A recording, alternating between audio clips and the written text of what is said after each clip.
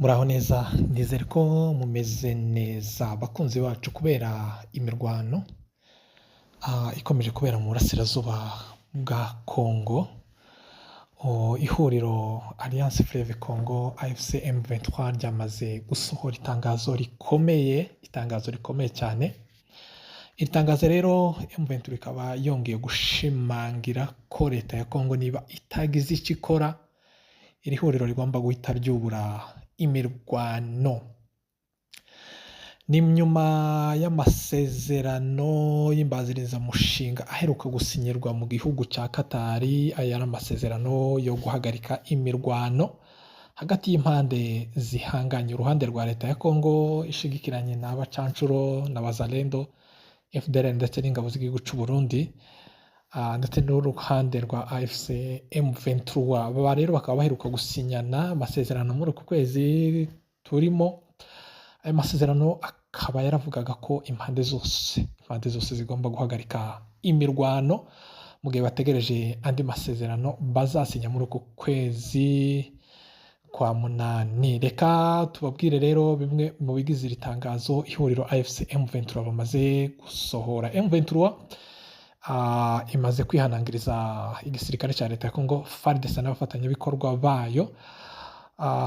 Ibi rero iri tangazo rikaba rigaruka ku bikorwa ku bitero iri huriro rya FARDC byagabye ku birindiro bya AFC M23 aho bigiye biherereye mu bice bitandukanye bya Est ya Congo. M23 yavuze ko muri uku kwezi kwa karindwi ihuriro rya leta ya Congo ryagabye ibitero ahantu hagiye hatandukanye ndetse byica n'abasivile. Ibitero bikaba bivuga ko byaguyemo umubare w'abasivile utari mutoya. M23 kandi muri iryo tangazo yongeye kwihanangiriza leta ya Congo kubera ko igihugu cy'u Burundi tubibutse ko gifatanyije na leta ya Congo muri intambara ihanganyemo n'umutwe wa AFC M23. Igihugu cy'u Burundi AFC M23 imaze kwemeza ko kimaze kohereza ingabo nyinshi mu gace ka Ruvunge ndetse n'ahariya mu bice bya Fizi, aho bivuga ko rero nubwo leta ya Congo yaresinye amasezerano yo guhagarika imirwano, leta ya Congo ikomeje gukora ibikorwa byo kwitegura intambara rwose. Hariya muri Sud Kivu ingabo z'igihugu cy'u Burundi zikomeje kwiyongera, haba ahitwa mu Rurambo, haba ahitwa Gahororo, haba ahitwa mu Ruvunge ndetse no muri teritware ya Fizi. Aha hose rero hakaba hakomeje kwiyongera ingabo z'igihugu cy'u Burundi nyinshi cyane, aho bivuga ko zaba zigiye kugaba ibitero ku baturage b'abanyamurenge ndetse n'abasore bo muri twirwaneho barwanira hariya mu Minembwe. Ibi kandi AFC M23 yabigarutseho biri muri iri tangazo. Bavuze ko ihuriro ry'ingabo za FARDC ziheruka kugaba ibitero bikomeye mu gace ka Gahwera. Gahwera rero ni muri Minembwe. Ibi bitero bikaba byarabereyemo ibikorwa bibi cyane, dore ko inka zigera ku 160 zahise zinyagwa ndetse n'abaturage barahagwa, hapfira abaturage n'amazu y'abaturage bo muri aka gace ka Gahwera. N'abaturage baho baza kuhasiga ubuzima ndetse n'inzu zari zihari basiga bazitwitse. Ibi rero n'ibindi bikorwa byose FARDC ikomeje gukora n'abambari bayo, aho twavuga muri teritwari ya Masisi ndetse na Rucuro. Ihuriro rya leta ya Congo ry'ingabo za leta ya Congo rikomeje kugenda rigaba ibitero rero bikaba bigwamo n'abaturage. AFC M23 yavuze ko leta ya Congo nidahagarika ibi bikorwa igiye guhita yungura kandi imirwano, kubera ko bavuga ko n'ubundi ikibagenza ari ukurengera abaturage. Leta ya Congo nayo rwose ikomeje kugenda yitwara nabi cyane nyuma yaho yemereje gusinya amasezerano.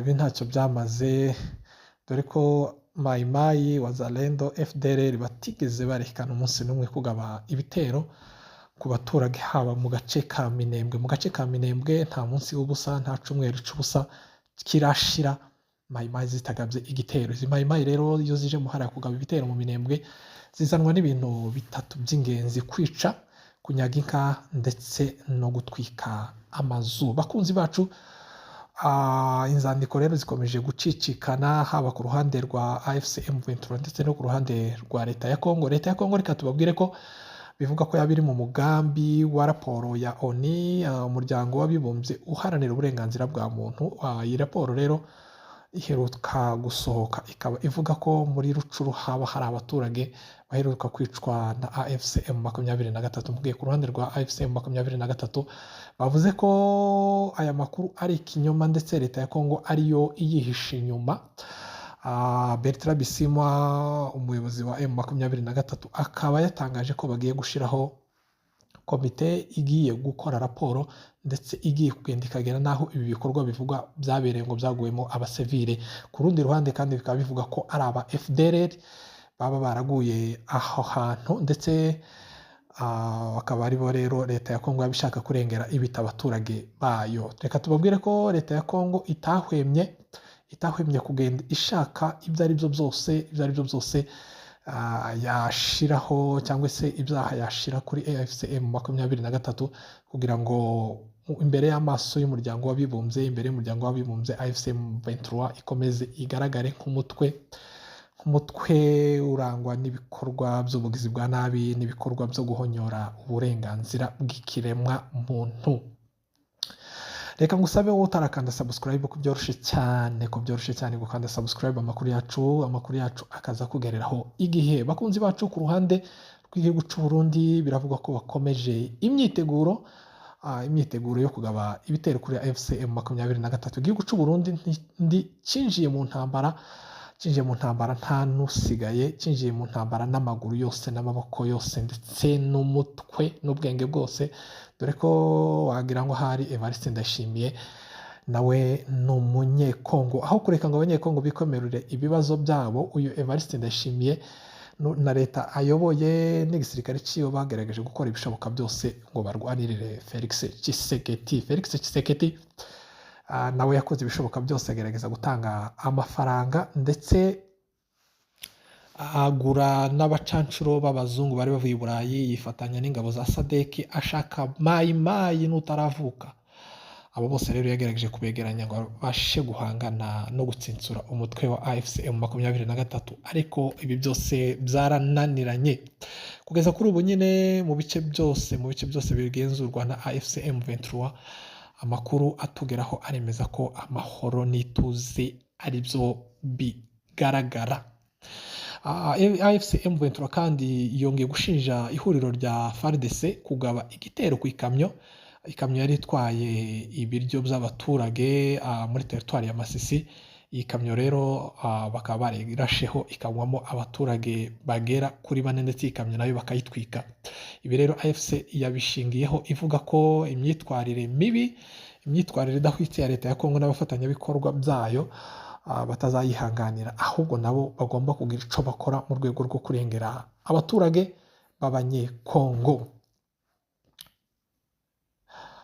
Bakunzi bacu, mu mujyi wa Bujumbura biravuga ko uwari ambasaderi w'igihugu cya Kongo hara mu mujyi wa Bujumbura ndetse n'umwe mu bakozi bakoraga muri ambasade bo mu bwoko bw'abanyamurenge baba bamaze gufatwa n'inzego z'iperereza mu gihugu cy'u Burundi, bakaba bahise boherezwa mu mujyi wa Kinshasa.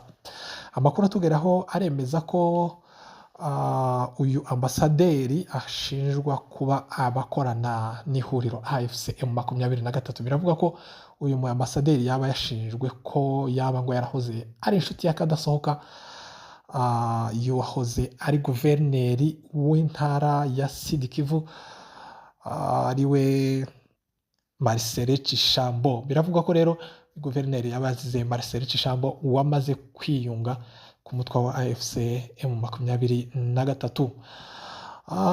Ikindi kandi AFC M23 ikomeje guhamagarira leta ya Kongo rwose kureka ibikorwa by'ubugizi bwa nabi bukomeje kwibasira abaturage, by'umwihariko abo mu bwoko bw'abanyamurenge. Abanyamurenge bamaze imyaka igera ku 9 ku 10 bahanganye na mayimayi rero bari bahanganye, zikaba zarabaririye inka, zikabasenyera amazu, zikabasenyera igihugu cabo.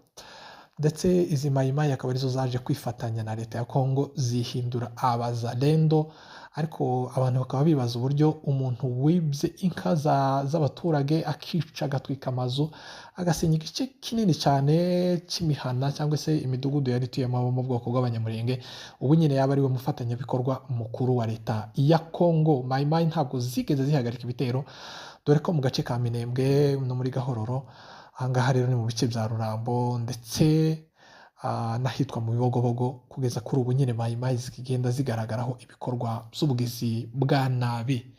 Reka ngushimire wowe ukomeje kubana natwe, reka ngushimire wowe ukomeje kudukurikira. Amakuru yacu nakagaruka, wibuke gukanda subscribe, like, share ndetse na comment. Ciao ciao.